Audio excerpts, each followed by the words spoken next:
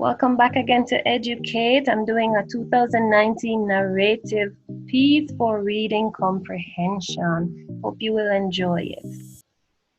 This excerpt was just beautiful. It was about a man, the author, who is faced with the situation of having his mommy in a hospital. Now, his mommy was always like a small-bodied woman, but being in the hospital, being sick, she was getting smaller, losing weight, and of course not so energetic anymore. But he did mention that she actually still had fierce eyes, and that was something she always had, that fierceness. And so this story was more of a reminiscent story where, for the most part, he remembered her before being in the hospital, what she was like, how determined she was to speak her mind, how opinionated she was, and how not afraid she was to say exactly what was on her mind. And she did not care what people thought about that, because she would say that is who she is and that's the way she is. And she was just always energetic. She ran. She did everything, it would appear, by running. Maybe not literally, but just to show that she was full of energy. But the last sentence brings us back to that hospital where it was said that her running was over. No more running for her. The energy that she had was gone. Okay, so let me just go through these questions and justify the answers. And of course, these answers are my answers, and feel free to comment to say what you think a better answer could be. That is okay. So in line 4, we talked about the thrust of the chin. Why was it done? So remember, we're saying she was fierce, and line 4 said it showed in that angry, challenging thrust of the chin. And if you have an angry and challenging thrust of the chin, this action would be done in, of course, defiance, not out of hate or fear, and definitely not out of contemplation, but this shows defiance. Think of a child pushing up the chin. Of course, they're being a little bit defiant, right? 35.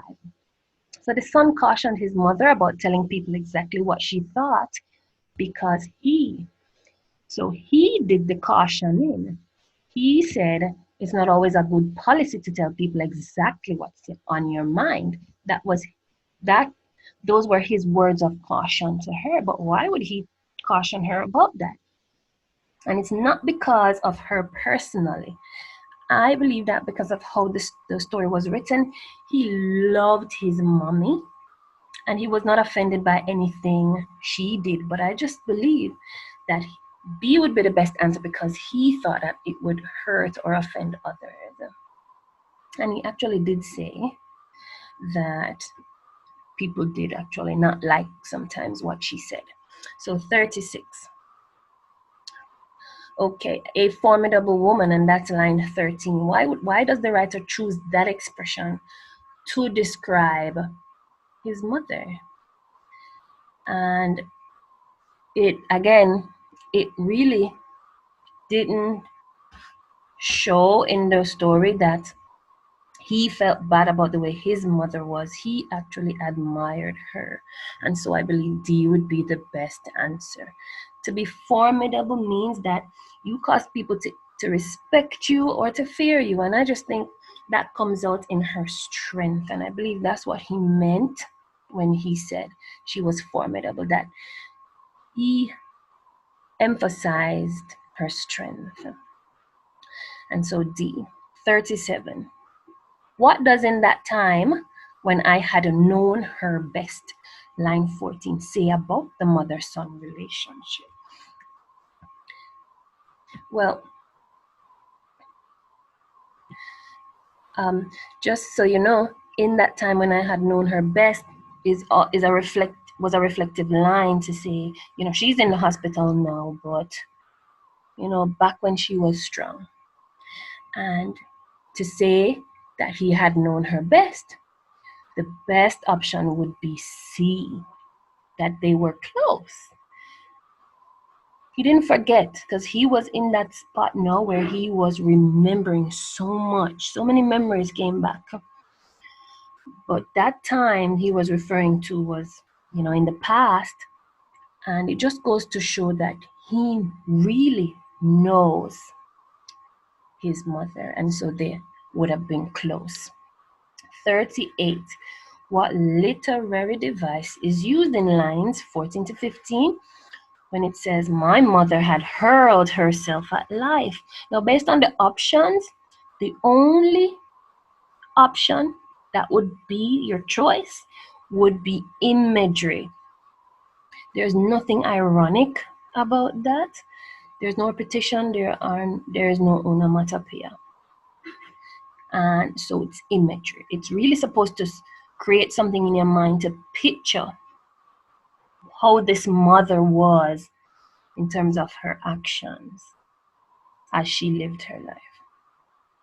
39, the behaviors the mother finds contemptible, and this comes out in the second to last paragraph.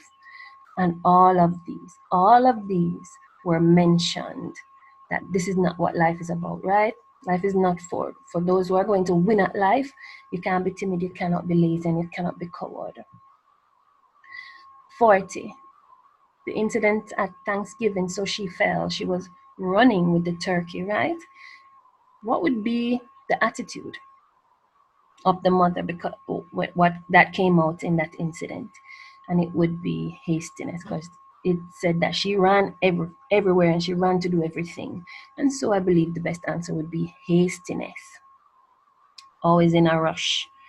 41, the final sentence, and that's the one where it said that she had no more running. And this was when we are now brought back to the hospital room. Why was her running now over?